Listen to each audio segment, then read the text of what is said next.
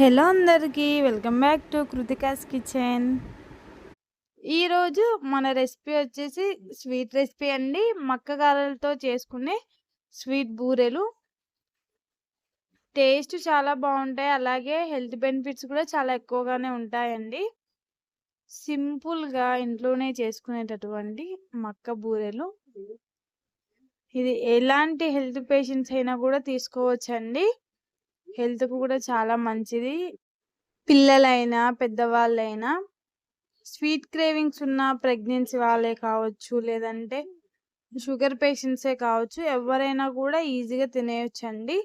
చాలా health benefits అయితే ఉన్నాయి. షుగర్ అయితే చాలా లైట్గా ఉంటుంది, స్వీట్నెస్ అనేది హ్యాపీగా తినేయొచ్చండి. ఇంకెందుకు ఆలస్యం, మరి రెసిపీలోకి అయితే వెళ్ళిపోదాం.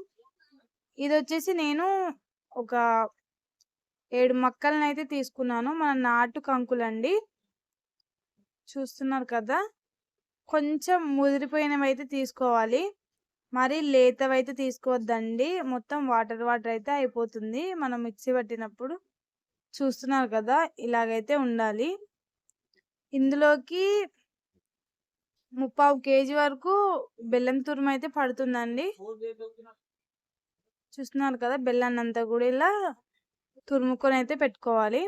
కొద్ది కొద్దిగా మక్క గింజల్ని వేసుకుంటూ అందులోకి కొద్ది కొద్దిగా బెల్లం వేసుకొని కొద్ది కొద్దిగా వాటర్ పోసుకుంటూ అయితే మనం నార్మల్గా గారెల పిండిని ఎలాగైతే రుబ్బుకుంటామో ఆ విధంగా అయితే అంతా కూడా గ్రైండ్ చేసి అయితే పెట్టేసుకుందాము. ఇందులోకి ఫ్లేవర్ కోసం 4-5 ఇలాచీలని కూడా వేసుకున్నానండి. చూస్తున్నారు కదా, ఈ విధంగా అంతా కూడా పేస్ట్ చేసి అయితే పెట్టేసుకుందాము. ఇలా మనం కొద్దిగా పిండి తీసుకొని గారెలాగా చేసుకొని అయితే ఇలా వేసుకుంటే రావాలండి. ఈ కన్సిస్టెన్సీ వచ్చేంత వరకు అయితే పేస్ట్ చేసుకోవాలి. స్టవ్ వెలిగించుకొని కడాయిని అయితే పెట్టేసుకుందామండి. కడాయి హీట్ ఎక్కిన తర్వాత ఇందులోకి అయితే డీప్ ఫ్రైకి సరిపడా ఆయిల్ని అయితే పోసుకుందామండి.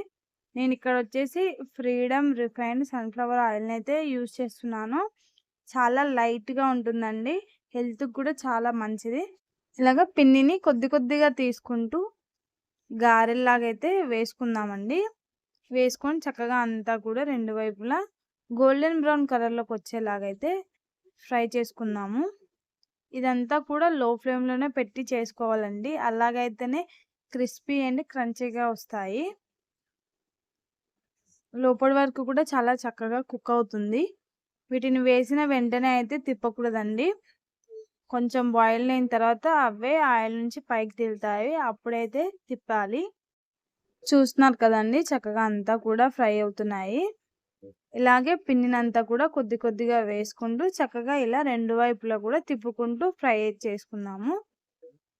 అంతే అండి, సింపుల్. ఈ రెసిపీని మీరు కూడా ట్రై చేసి ఎలా వచ్చిందో కామెంట్ చేసేది చెప్పేయండి.